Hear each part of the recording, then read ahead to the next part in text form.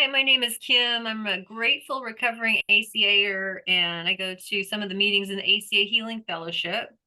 And today I've got a reading out of the Strengthening My Recovery Daily Reader. It's from January 7th, and the title is Emotional Sobriety.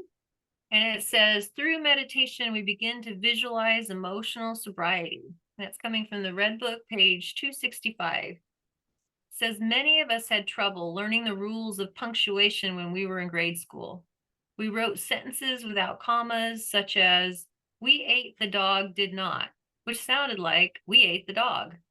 The rules were foreign to us and seemed difficult to master. But as we trudged forward, we picked up little tips along the way, like using commas that told us to breathe, pause here. Emotional sobriety can be very much like punctuation, because it allows us to set limits and be more clear about our wants and needs. When we pause and breathe, life becomes more manageable. As we learn to express our unexpressed grief to others in the program, we find that they understand what we're saying because we're saying it in a way that they can hear us.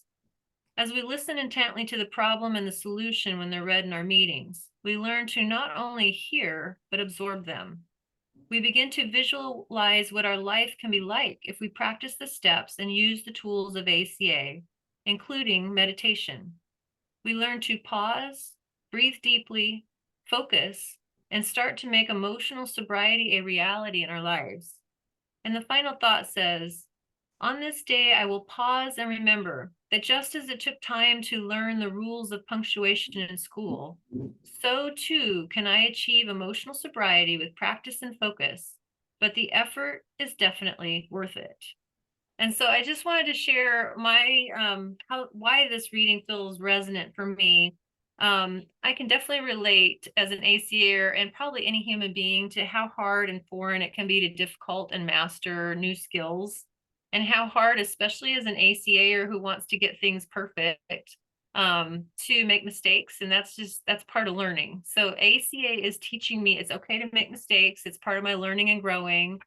And I'm all into learning and growing these days. So that's helpful. And in listening to other ACAers talk about their experience and what emotional sobriety looks like for them, it's helped me realize how emotionally intoxicated I was before recovery, because I was always out doing crazy things. It was a way to manage and relieve my anxiety. When I was doing crazy things, I felt very alive versus depressed. So there was a lot of attraction for me to that emotionally intoxicated lifestyle. It's also what I grew up with. So in ACA, I'm learning more about it. And the really cool thing is, while we can read about it, we can talk about it, there's nothing like experiencing it. And for me, the peacefulness that comes in, the calm, the clear-headed, laser-focused, all of those words describe what it's like for me when I'm in that more emotionally sober state. And from that place, I can make much better decisions. I used to make decisions when I was in that role. I was moving fast. I was doing things, just make the decision, move on with it, keep going, get going. And there were so many decisions I ended up making so that I'd have to unwire, backtrack, return it, not be able to return it and be stuck with it. So I'm really excited. Emotional sobriety is giving me that calmer life. It feels like things are more in alignment because I take that extra time now. And I mentioned in the reading how important the meditation is and pausing, like the commas in our written language. And when I go into my meditation state today, it's that no thinking space.